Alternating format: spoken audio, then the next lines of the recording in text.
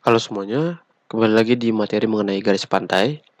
Nah, pada topik kali ini akan dibahas mengenai penginderaan jauh untuk pemetaan garis pantai. Yang pertama, kita harus memahami mengenai jenis wahana penginderaan jauh untuk pemetaan garis pantai. Wahana apa aja sih yang digunakan untuk mendapatkan data penginderaan jauh? Nah, untuk penginderaan jauh sendiri, ini terdapat dua wahana, yaitu satelit dan juga UAV atau Unmanned Aerial Vehicle, ataupun bisa kita sebut dengan drone. Nah, yang pertama satelit. Penggunaan citra satelit untuk pemetaan garis pantai adalah salah satu metode yang efektif untuk memantau dan menganalisis perubahan pantai secara berkelanjutan. Citra satelit ini menyediakan data yang digunakan untuk mengidentifikasi garis pantai, mendeteksi perubahan garis pantai, dan memahami proses pesisir yang dinamis. Nah, ini terdapat sensor-sensor satelit yang digunakan, yaitu yang pertama adalah satelit optik. Satelit ini menggunakan sensor yang menangkap cahaya tampak dan inframerah dekat atau NIR untuk menghasilkan gambar permukaan bumi.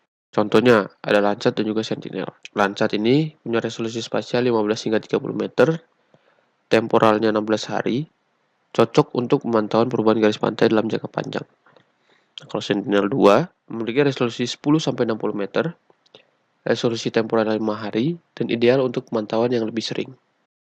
Jadi kebutuhan pengambilan data disesuaikan dengan resolusi dari satelit yang ada. Selanjutnya ada satelit radar atau SAR ya, ada Synthetic Aperture Radar, di mana satelit ini menggunakan gelombang mikro untuk memetakan permukaan bumi yang tidak bergantung pada kondisi cuaca atau waktu.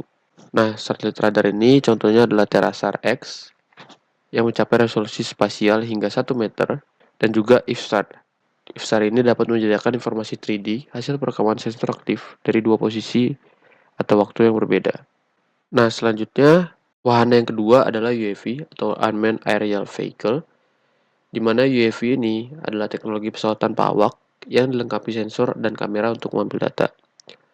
Penggunaan UAV untuk pemetaan memiliki beberapa keunggulan. Di antaranya pengoperasian yang mudah, proses yang cepat dan efisien. Pemetaan dengan wahana UAV juga dapat mengurangi biaya dan waktu yang dibutuhkan untuk akuisisi data.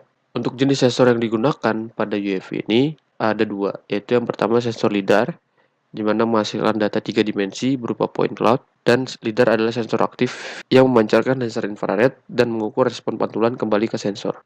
Nah, sensor LiDAR ini juga memiliki ketelitian yang tinggi. Selanjutnya adalah kamera fotogrametri.